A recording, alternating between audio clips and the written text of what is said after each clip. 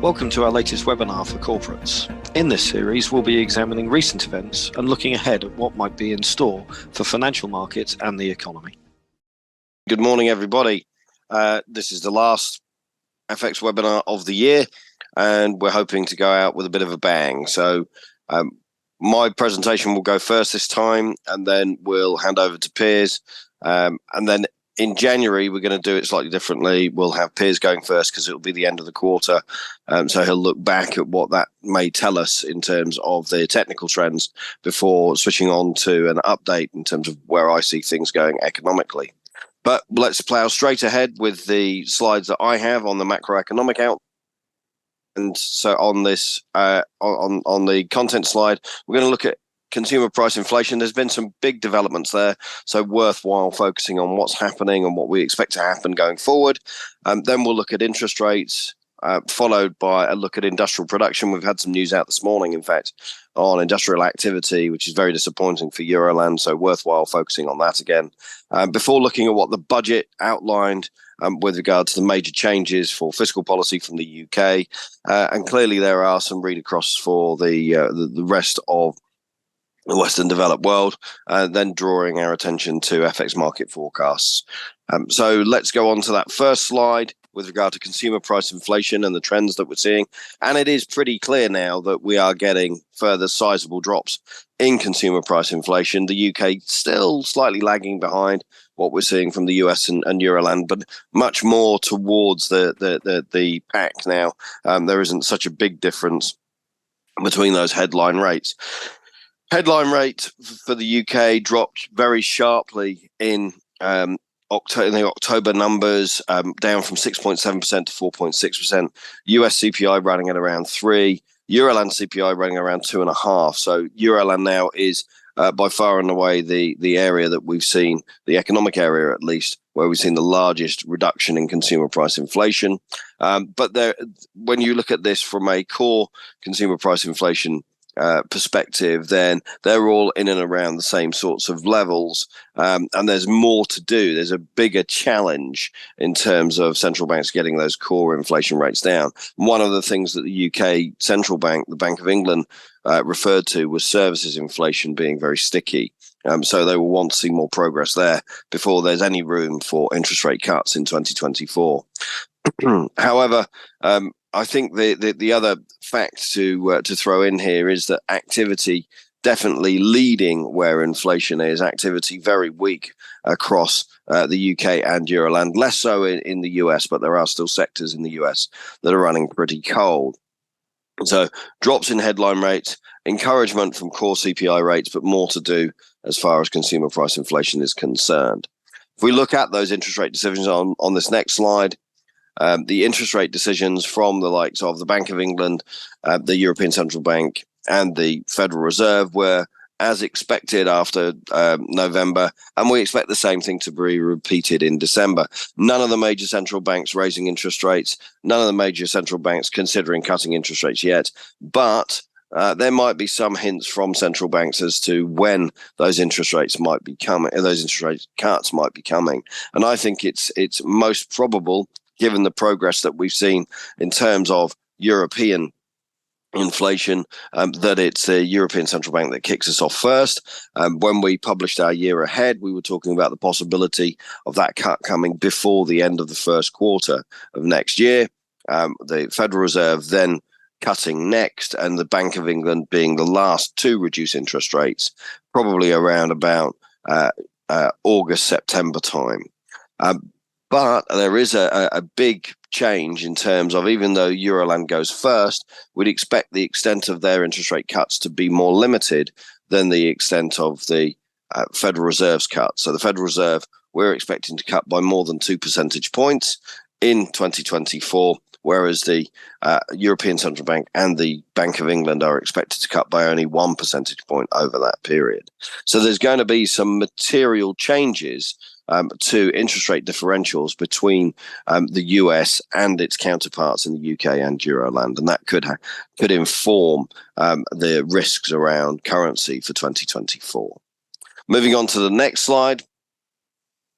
If we look at industrial production, it's been pretty disappointing lately. It's been very disappointing in Euroland. It's been basically flat in the UK, and in the US, the last couple of months have seen reductions in monthly industrial production. So we are seeing a downward trend in industrial production, which is no real surprise given how weak global economic activity is. And we've seen weakness not just confined to Western European economies, but also now trending across to Asian economies as well. So weak industrial production could put some additional downward pressure on commodity prices, things like energy prices as well. Oil and gas prices we could see heading lower after we get out of this cold snap for the West. And that could mean further disinflationary pressures or deflationary pressures even across the globe. So these industrial production figures are worthwhile paying attention to because they could inform us about a more widespread trend around inflation going into 2024. The PMIs, the Purchasing Managers' Indices, have already pointed to ongoing weakness for the remainder of this year. And I think they're probably going to be pretty poor into at least the first and maybe even the second quarters of 2024. So no signs of recovery here. And in fact, when we looked at the German industrial orders data that came out this morning, there was a big fall in industrial orders, which shows actually no improvement in German industry from an orders perspective throughout the whole of 2023. And we'd expect to see 2024 panning out in a similar vein, maybe some recovery in the second half of the year, but a relatively limited one for industrial production. So moving on to the next slide. Jeremy Hunt claimed that he had pushed through some of the largest tax cuts we'd seen in any one fiscal year, with the reductions in national insurance from 12% to 10%.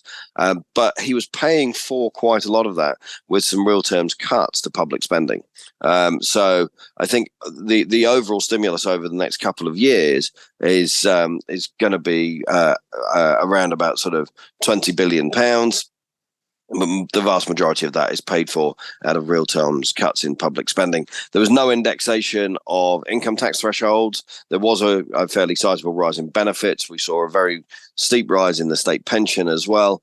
But of course, that was compared against a 9.8% increase in the national living wage, which will pull a lot more people into paying income tax for the first time. There was also some adjustments to things such as the full expensing full expensing for businesses, which was temporary and has now been made permanent. That will be seen as helpful for businesses, but things like big cuts to corporation tax rates or a readjustment of capital allowances, etc., none of that occurred. Maybe the Chancellor was keeping his powder dry ahead of any pre-election budget or for pre-election spending and tax cut commitments.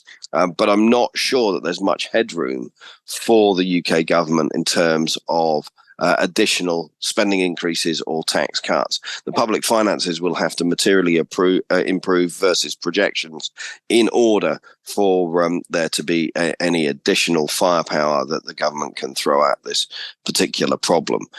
So it doesn't really change the outlook for economic activity, in my opinion. And more importantly as well, I think if you look at the UK in comparison to the US and Euroland, chances are none of these economies are going to see material fiscal loosening over the course of the next year or into 2025, simply because they don't have the fiscal firepower at their disposal. Germany, for example, hasn't even agreed their revised 2024 budget, coming on the back of that constitutional court rule previously. If we move on to the final slide, forecasts, they have changed a little bit. So we're more optimistic about the near-term outlook for the pound and the euro than we were. We've still got the pound doing this sort of there and back again journey. So up towards the sort of 117, 118 region before falling back by the end of 2024. And we're less optimistic about the prospects for the Chinese renminbi. So we think there's the the short-term weakness prompted by the weakness that we're seeing in the Chinese economy. So their real estate sector, but also personal spending side of things being very weak. They need a weaker currency overall in order to support their export markets, but they're supporting their export markets against a backdrop of weaker economic activity globally. So there are signs of potential weakness in other economies as well. We're not expecting much improvement. In fact, we're not expecting any improvement at all in currencies like the Aussie dollar, as the Australian authorities also cut interest rates. I think there will be some signs of problems for the Australian dollar. Macroeconomic weakness as well poses some pressures for the Aussie dollar equally.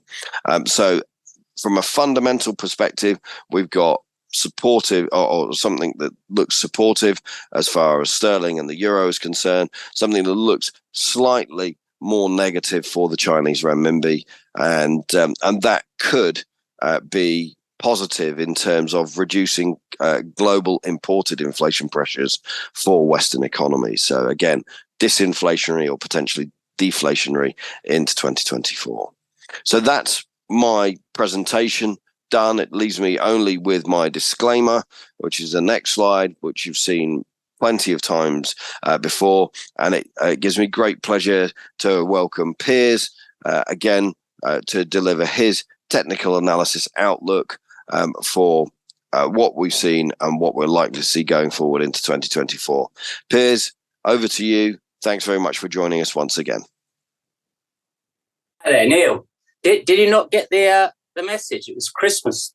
Wear something festive. You didn't look very festive to me. But here we go with the technical outlook. So if we go to the first slide, I don't know that. All I was going to say was this season, this is Christmas. We're coming up to Christmas. So the one thing I would like to say is that we've had some good moves this year, and we predicted quite a few of them chart-wise. However, I think as you go into December, it's much harder for that month because liquidity dries up. People have hit their targets. They don't want to mess up anything. And the markets tend to wind down into Christmas and then into the new year shutdown. So in thin markets, you can see any large deals that need to be done by the year end quite often push the market to an extreme where it wouldn't normally go in a fully liquid market. So be mindful of that as I give these levels and we go on. But on this chart, we're looking at the dollar index. Last month, I said the resistance was around the 106.30, 80 area, with stronger resistance at 107.5, 80 area. I gave 104.25 followed by 102.30 area as support. And price was contained by those stronger resistance and support areas. And we saw it trade nicely between the two. But it's come down to that bottom area, the 102.20.30 area. But that's broken it below the 38.2% retracement and also the 20-period moving average from the Bollinger Band. So it does show dollar weakness there. So there's dollar weakness that it couldn't hold that 105 and the Bollinger Band area. So I think this month we start by watching that area as resistance, the 105 area as resistance.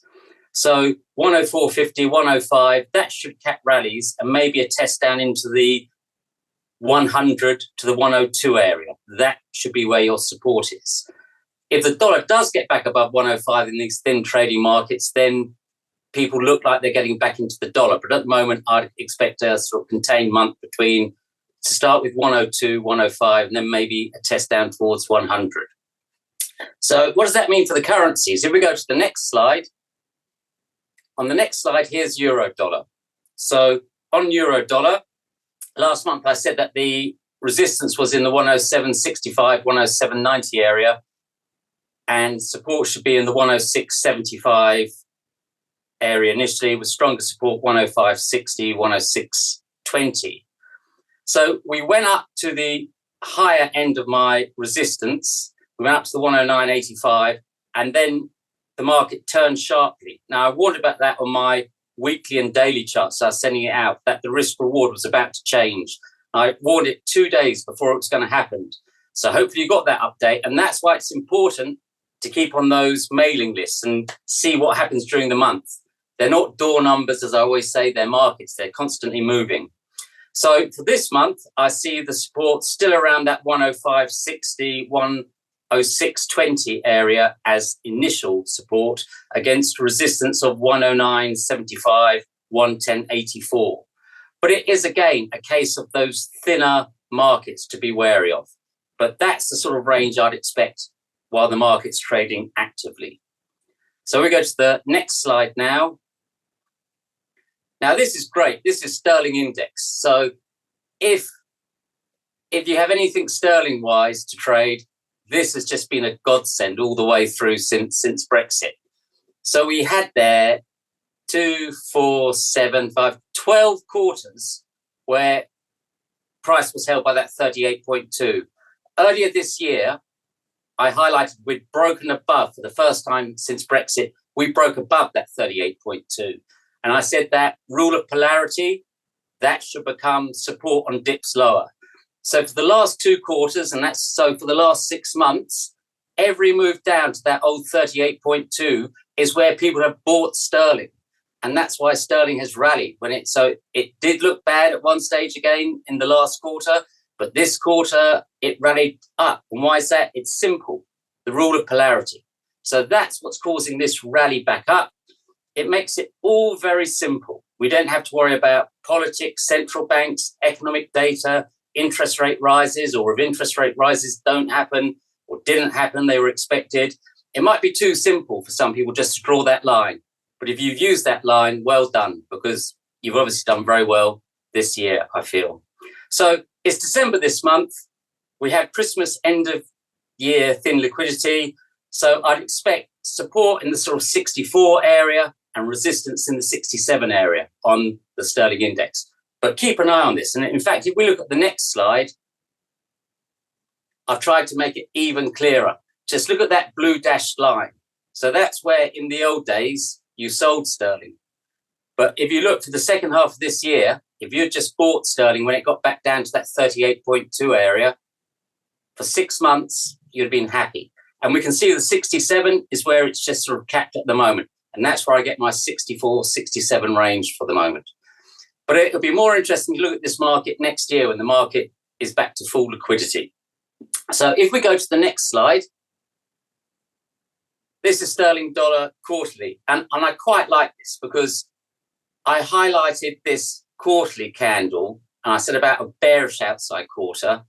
And I said the 2 levels to watch this quarter, support resistance, I had 120, 122 as support and 127.75 as resistance. And look how well that's worked.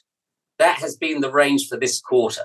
So for the last 3 months, if you had to sell dollars and you did it down in the 120, 122 area, well done. If you had to buy dollars, you did it when it got to that 127.75 area, well done. You'd be happy on both those counts. So I think that's worked well. And I just thought it's good to show where these lines come from and how good they are. Because in that time period, we've seen fundamental forecasts go down, then come back up a bit and everything like that. To me, it's just very simple, playing 2 levels, support and resistance. But that's the quarterly chart. So let's go to chart number 2. We're doing the monthly chart.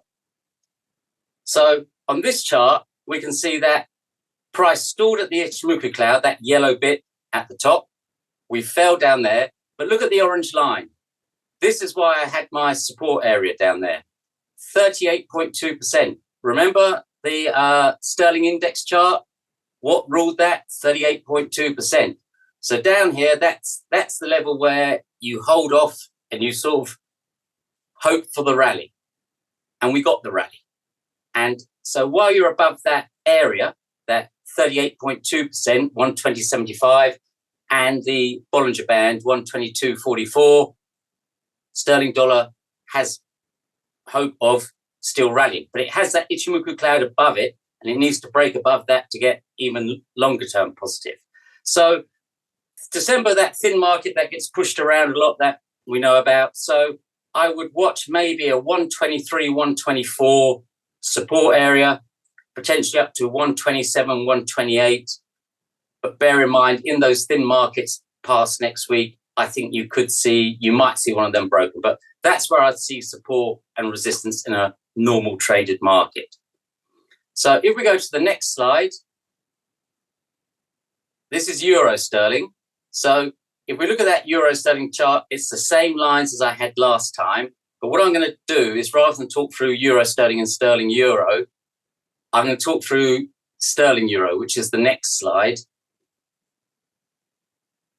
Right, here we are, sterling euro. So this is the same lines as last time. It's just the mirror image of euro sterling. So if you get my daily and weekly charts, it's caught the turn of this really well. And what helped me with the turn when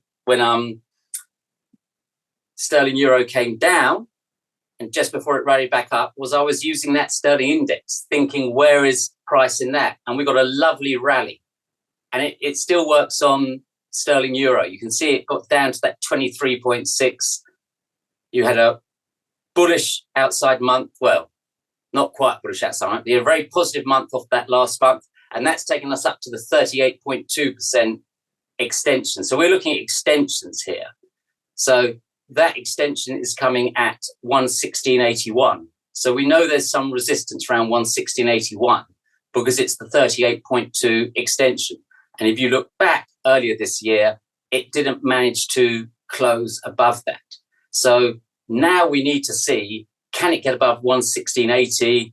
If it can get above there, then things are looking for a move towards maybe 118.50, potentially 120. But we've got to just keep watching that resistance. It hasn't been broken yet. And it's a bad month, even if it closes above it this month. Remember the Christmas thin liquidity stuff. So, but the good news is you're back above the 20-period moving average, which is at 115.54. We've got that support at 114.70. So while we're above those sort of areas, I would hope that sterling euro has a bit more strength, but it has to get that 38.2 taken out. It'd be so nice to see this higher and we all get cheaper holidays. Maybe if you're going abroad for your Christmas holiday into Europe, you're already happy. But the next slide is one that Neil likes me always to talk about. It's the disclaimer. But I think some people I lose so much on it that we don't need the disclaimer. But the last thing for me to say is it's been a great year. I've really enjoyed doing these webinars, sending out the charts. I hope you have a very good Christmas and a good New Year. Thanks very much for listening to the webinar. We hope you found it informative. The next in the series will be available shortly.